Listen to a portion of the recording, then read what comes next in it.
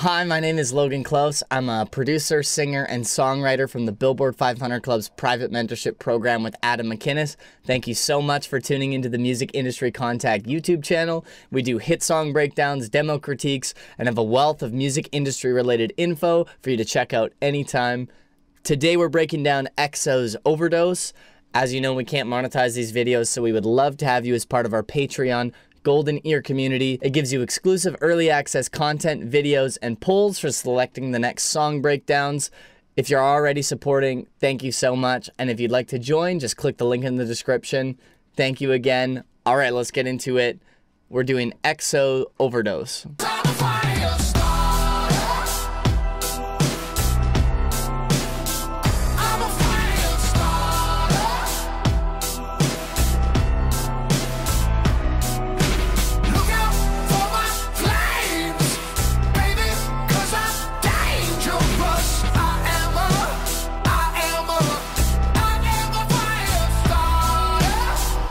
All right, I have never seen or heard this song before. I'm very excited about it. Looks like we got some surreal Maze Runner steampunk vibes going on from just the thumbnail, and I guess this song came out in 2014, which is pretty cool, so we'll see how it stands the test of time and if there's anything we can learn from it.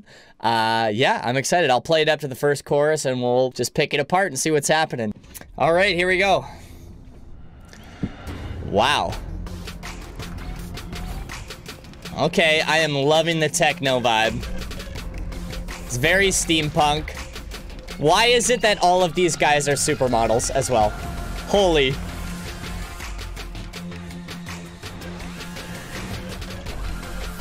Wow, listen to the way they're adding those dark synth elements. Oh, wow. We got a long intro, I like it. I love this vibe.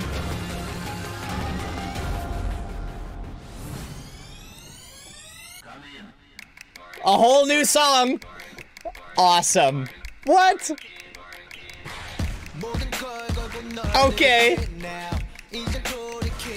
Sounds like a Beyonce song, kind of, you know? Oh.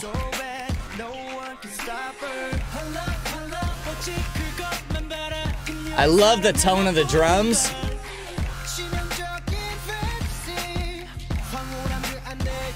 Nice. Oh, look at them bringing back that thing from the intro. Genius. Cut the drums out. Ah. Okay, before we get into this chorus, that was amazing. It's not very often that you have a 45-second intro where you are interested the whole time, and then they bring in a whole nother song. They don't hit the chorus but until like a minute, 25 seconds. There is some really cool stuff going on. I'm very excited to break this down. Let's just take it back to the start before we hit that chorus.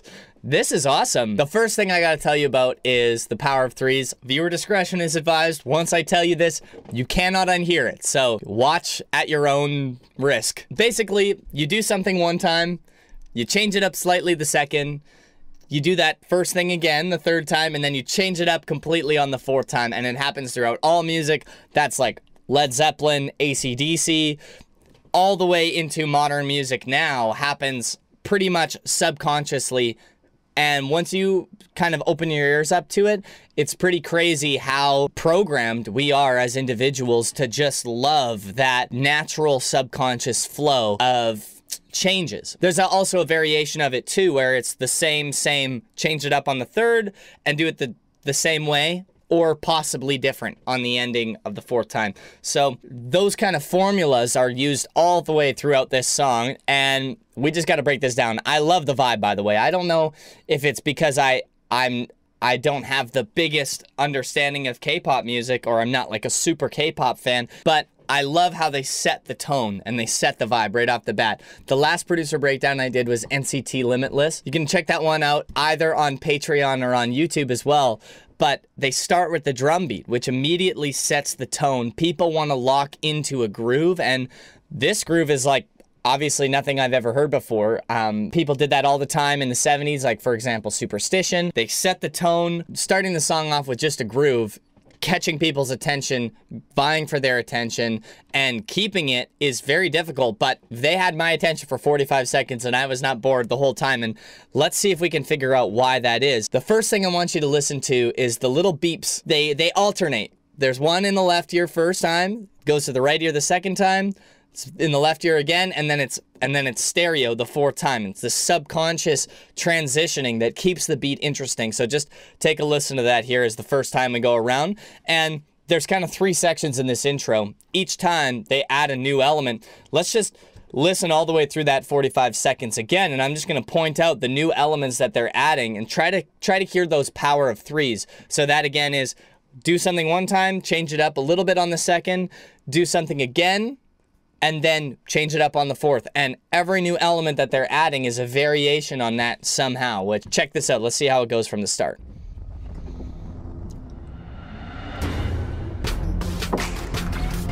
Da da da da. Da ba ba bum. Da da da. There it is.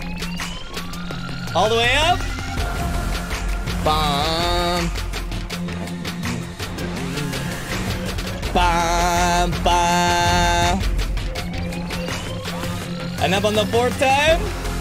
So we heard that twice now. We had it with the da da da da da da, and then on the second time there was that blah, the Michael Bay Transformers noise. Blah, blah, very 2014. I love it. That's awesome. This song is gritty. It feels like a steampunk game. It's got like BioShock vibes. It reminds me of like the video game Dishonored. I don't know. It's a kind of gritty. It's dark. Maybe it's the music video. The song very well fits the visual that I can see here. So, I mean, I'm very much loving this right now. And the sound choice really fits the vibe. I mean, the best part about K-pop for me is that I don't speak Korean, so I have no idea what the song is about besides what I can gather from the title. And so far, the production is very cohesive from one section to the next. Anyway, I don't want to get too far ahead of myself here. Let's keep going into that third section of the intro. And I don't know if you heard, there's also something very genius that they're doing, which I think makes these 2 songs that they have in the... I'll cover that in a second. Here's this third part. Go. Wow. There's almost... By that third time, there's just so much going on. I feel like I'm in like a mental overload. Like they brought me in, they drew me in. I'm interested. I'm listening to all this stuff. I'm in the vibe. And I think that that's what makes this 45-second intro possible, and you don't get bored by it. The amount of layers that they're adding is always interesting. It's always keeping my attention. It's taking me further and deeper into whatever this emotion is. I can't name a lot of songs that give me this same kind of gritty emotion. Maybe like Beautiful People by Marilyn Manson. I don't know. This like dark, brooding feeling. It feels like a Dark Souls game or something. I don't know. I love it. There's something really genius going on here, but we have to get through the verse before it comes back. And so I'll tell you about that in a second. But let's just listen to the drum groove and whatever's going on in this next section coming out of here.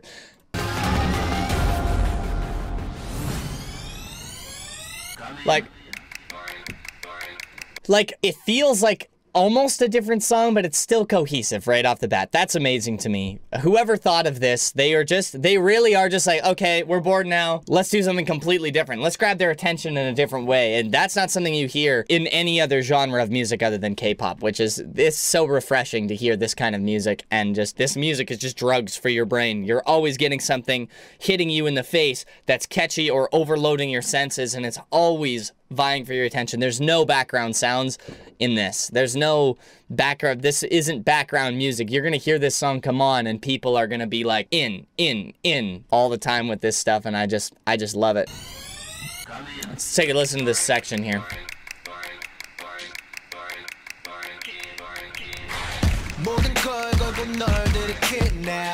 Wow. So we got that like, that beat is so sexy. That's, I don't know, that is some Beyonce stuff. That is some like early 2000s in the club, rockin', you know, like this is like what my parents used to listen to in the 90s, and they're like making it cool again, which is just awesome. Usually when you hear that kind of robotic thing, it turns me off of the song. But the way that they're doing it right now, especially I think it's got to do with the snaps. That's interesting. They could have used hi-hats. They could have used anything, but doing snaps like that is something I've never heard before. Let's break down this next section vocally and hear the vocal melody. What's...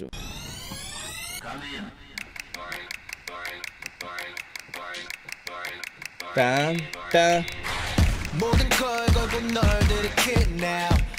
Also, I just gotta point out that little Daft Punk robot voice in the background, it changes on the 4th time, just as you're about to transition. It's crazy how humans love, naturally, a turnaround going into each section. Listen to that robot voice and how it goes into the vocal, and we'll listen to the vocal here.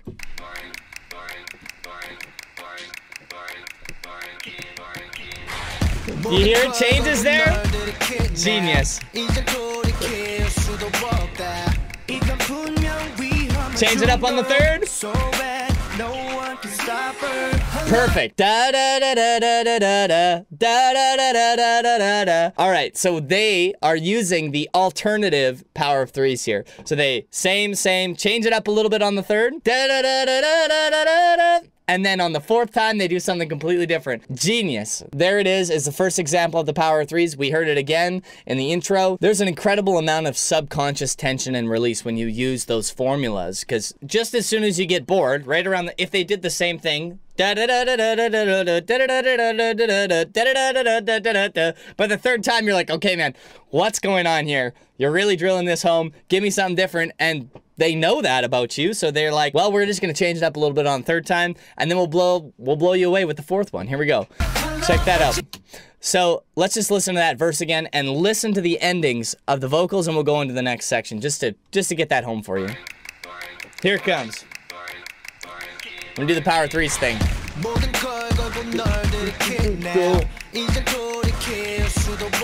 Down, change it up.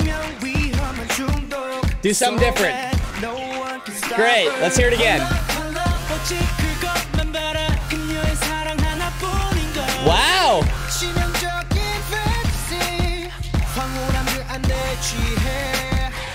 Okay, so they didn't, wow. That was like a vocal solo, almost. Expecting a more pattern-like vocal melody there, but they really just changed it up. And I think it had something to do with the blah, blah, blah thing going in the background.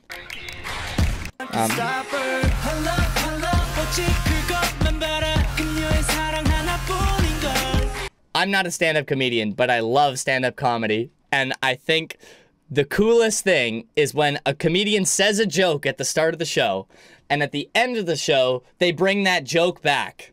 Somehow, they like revive it, and you're like, oh my gosh, that was so genius. I totally forgot about that, and you just added new meaning to it. So in the intro, we hear this blah, blah, the Michael Bay, da, da, and they bring it back here in the second half of this verse. I think that is what makes this song sound cohesive. If they didn't bring back any of the elements from the intro, we'd be like, well, it doesn't really fit what...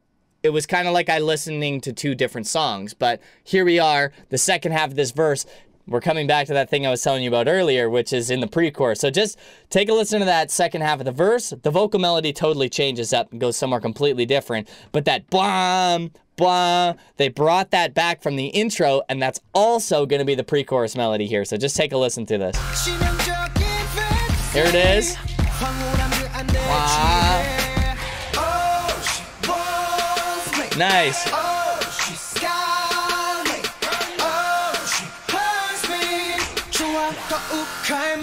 Wow.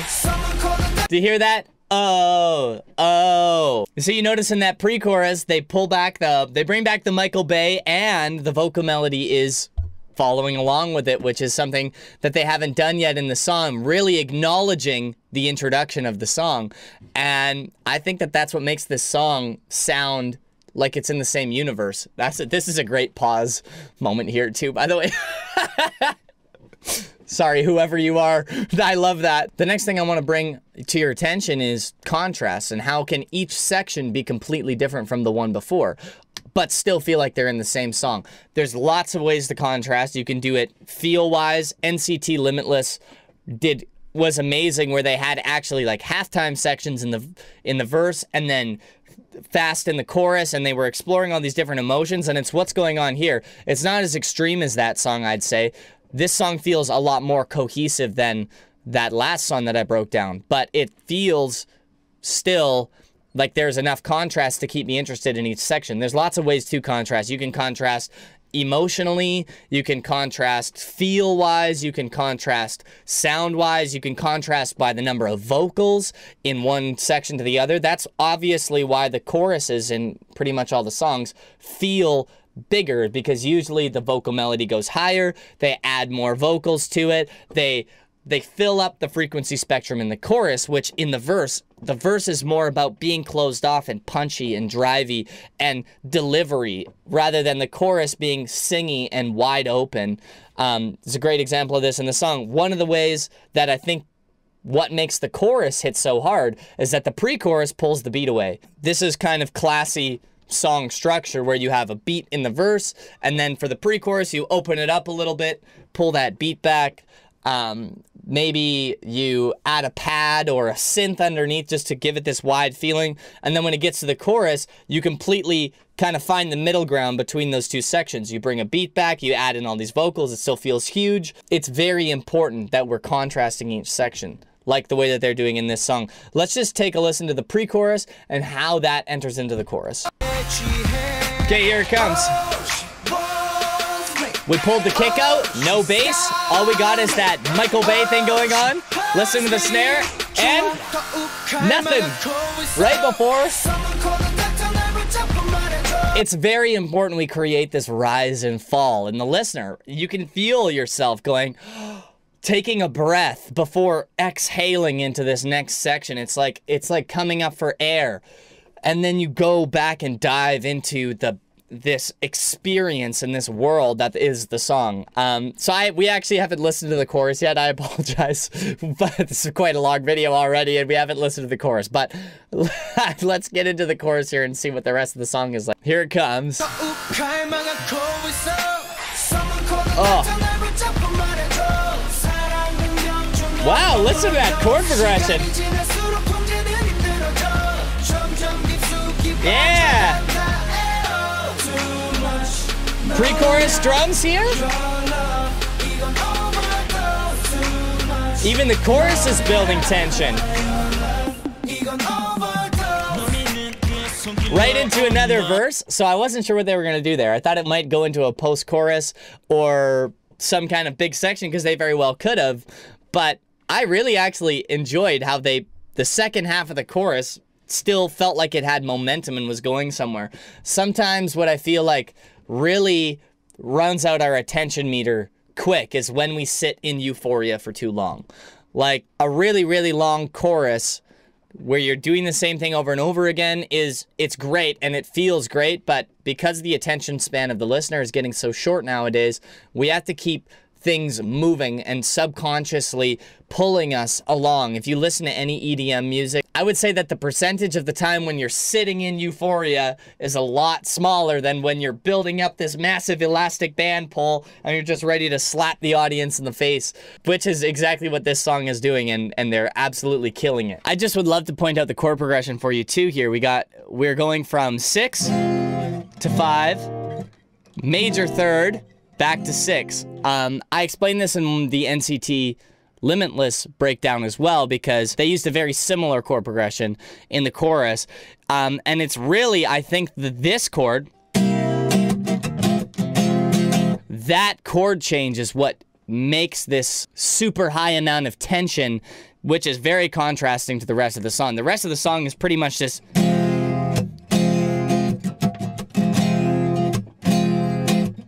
But when you get to this massive open section, our harmonic palette like really opens up as soon as we get to that chorus. 6, 5, major third, 6, da, na, na, na, na, na, na. I I know most of us producers nowadays aren't trying to be super theoretically inclined, so this might not be as helpful as some of the other things in this video would be. But if you're trying to add as much tension as possible into your music, I would highly recommend studying what chords lead into other chords in keys, and how can we use those to our advantage to best fit the melody that the singer is doing, but also contrast between the chorus and the verse, or build contrast between different sections based on the amount of tension that's going on. The most tension in this song takes place in the chorus, which is very contrast to the verse. The verse just vibes on this the whole song, pretty much, until you get to that chorus. Let's see where the rest of this song goes.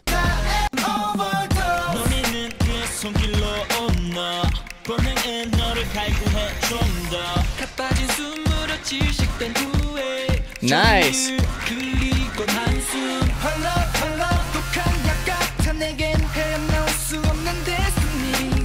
So far it's pretty much similar to the first verse as far as melody is going. Pre-chorus again.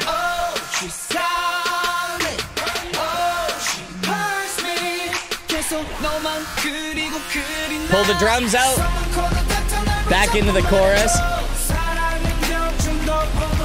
Maybe it's a staple of modern K-pop music to want to take you to completely different worlds all the time and completely have this brand new emotion and feeling from section to section. This song is very much more your standard structure and tone palette compared to some of the newer K-pop music that's coming out now. For example, aespa's Next Level, that song is basically like 5 songs packed into one, whereas this song feels very cohesive, very in the mood. I know the sections that are coming next. I'm not super on my toes as to what is happening, and honestly, it's refreshing to hear songs like this that are more standard, and it's neither one is more or less in either direction.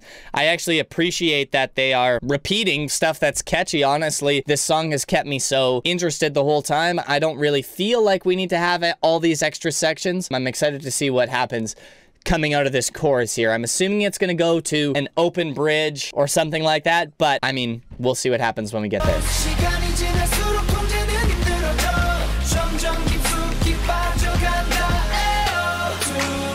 Yep, building up. Building up. The same snare from the pre-chorus. Yeah. Wow. Wow, I love this. Yeah. So let's just talk about that for a second, because the verses and the chorus are this very kind of sexy, kind of oozing appeal, oozing like this. It's very primal, the first half of the song, but when it gets here, it's very emotional and dire, like you're winning my heart here. They've kind of won your body with the other parts of the song, and it's very like primal and sexy and whatever, but here, as soon as they get to this part, now they're tapping into a completely different emotion. An emotion that we haven't really heard yet in the song. It's tender. It's very emotional. Like, just play that section again. The melody, just there, and maybe it's their facial expressions too. They're saying it with meaning. I don't know what words they're using. I don't speak the language, but you can tell that what they're saying is meaningful and I mean, hopefully it could be anything, who knows, but it feels to me like in this part of the song, they're using this section to contrast the other emotions wrapped up in whatever situation this song is about. They're telling you it from a different perspective now in the bridge. Like, one of the ways that we can look at song sections is different perspectives or different ways of looking at the same story. At least from a production standpoint, I think it's good lyrically to tell a cohesive and linear story. But from a production standpoint, each section should be like looking at that story from a different angle. And when the singer is talking about something that's a little more emotional, a little more tugging on your heartstrings, I think you got to go there in the production. The same thing with the pre-chorus. or the same thing with the chorus, or same thing with the verse as well here too. Anyway, let's hop back in. 5. So, great, right there. We're going back to the same tone palette as the chorus. We're going from 4 to 5 and 6.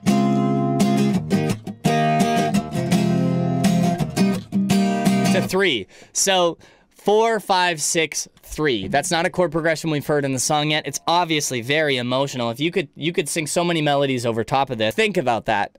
How they are managed to fit this tear-jerking chord progression in the same song as this.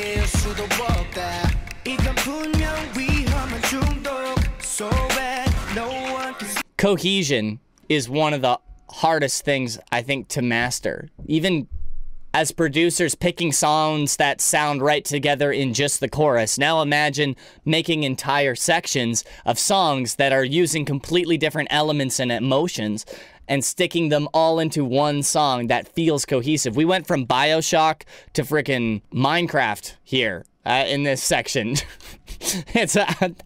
You guys are gonna think I'm way more of a gamer than I am, but I don't know what is with all the video game references today. Trying to paint a picture here. You could say it as movies. You could say it as, you know, we went from steampunk to cottagecore. We went to, I don't know, whatever you want to say. So here we are in this emotional section. What's happening? Bring back the pre-chorus drums? Ooh. Wow.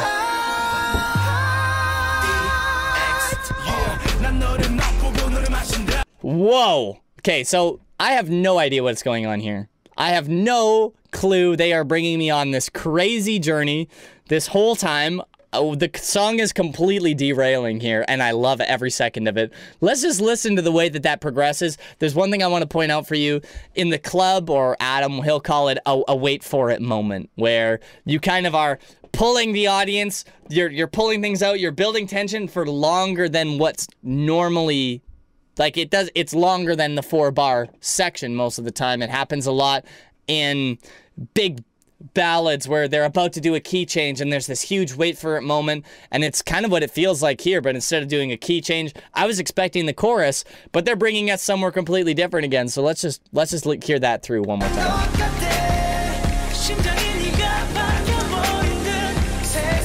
Wow, very synth heavy. And now they're bringing out, I don't know if you can hear that sound. That sound is like a Suitcase Rhodes from the 1970s. Like, that was the last sound I was expecting to fit into this song as well. They go from this super heavy synth, aggressive saw wave tone type of deal into this Rhodes piano playing this very classy 2-5-1 style chord progression. Very jazzy, very emotional, very like nostalgic. I've started internally, I've started calling that chord progression the nostalgic chord progression here. It feels emotional, it feels longing.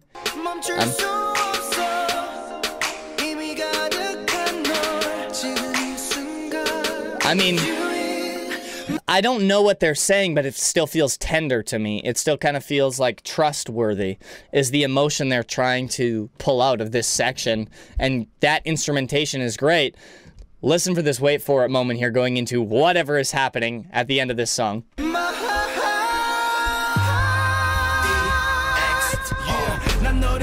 They pulled the DJ Khaled there. EXO. I love that. That's so cool. That is so cool.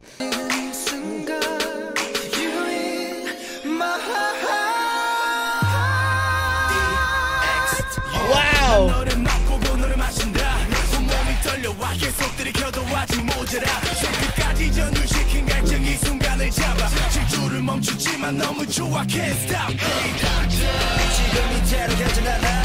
Wow.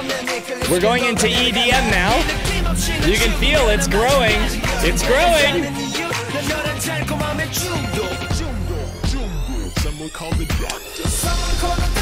And into the chorus again. Amazing. Wow.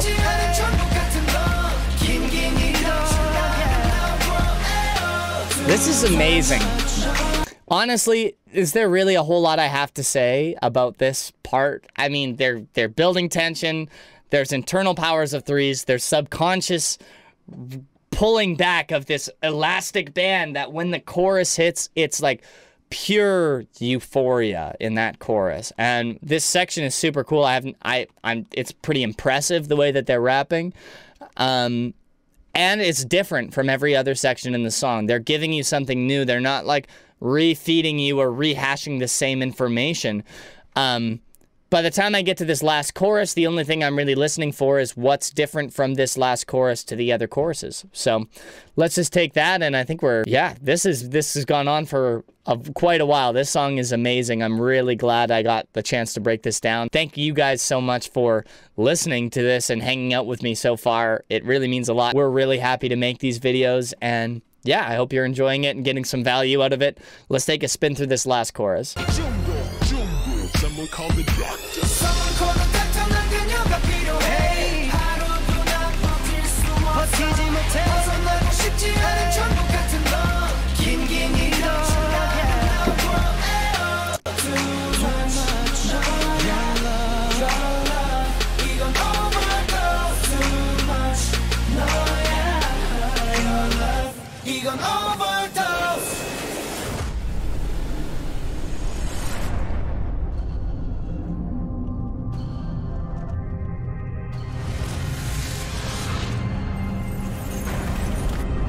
Wow. What a way to end a song. That was an experience. I mean, it's kind of sad that this stuff is just up here on YouTube for free because that is an experience. That was honestly one of the coolest things I've ever seen. And the video was incredible, very high budget, very mega pop star. We're going to be looking back on this stuff for a very long time. Before I give my final thoughts, I just wanted to say thank you so much for checking out this breakdown. If you enjoyed it, we would really appreciate the like and subscribe. If you're looking to expand your toolkit as a producer, I really can't express enough how much the producer breakdowns in the Billboard 500 Club have helped me out. We break down guys like Calvin Harris, Phineas, Rick Rubin, Diplo, and Pharrell, and kind of make sort of an ingredients list as to what their production style is, their tricks, the things that just they use, and it has expanded my ears so much over the last few months just listening to other music like this and having someone like Adam, who has been producing for a very long time, break down all these tricks and sounds and things that I wouldn't normally have heard before. If you're a musician, producer, songwriter, or singer looking to grow in any way, the Billboard 500 Club is absolutely for you. I've been a part of the club for about 18 or 19 months now. Crazy, time flies. And I've seen more improvement in myself in that amount of time than I did in all of the time that I spent outside of it. It was more than I ever thought was possible, to be honest with you, in such a short period of time. The network is incredible, the information is incredible, and the opportunities are like nowhere else on the internet. There's over 70 mentors who are some of the most successful in the music industry, teaching up-and-coming people like you and me. It's a great opportunity to learn and forward yourself as an individual more than I promise anywhere else in the whole of the internet. There's a limited capacity, so don't wait too long to sign up. This song was amazing. I'm very impressed by how cohesive it was, how it was 4.5 minutes long and I was entertained the entire time. The different sections, the emotion that was conjured up during this song was something that I haven't really felt before in a lot of types of music, and it kind of lives in its own universe, which I really appreciate when a song sounds unique enough that, at least for someone with more of a analog style ear, to listen to this kind of music is really eye-opening, and I appreciate you coming along for the journey with me. Anyways, my name is Logan Klaus. Again, I would love it if you followed me on Instagram. It's at Logan_Klaus. The link is in the description. Thank you again so much for watching, and I hope you have a great rest of your day, and I will see you in the next breakdown. I'm going to be breaking down EXO's Growl soon. I'm very excited to get more into these guys. It's fantastic. I'm learning a lot, so I'll see you again back for that, and thanks again for watching. Hope you have a good one. Thanks. Give me some of that.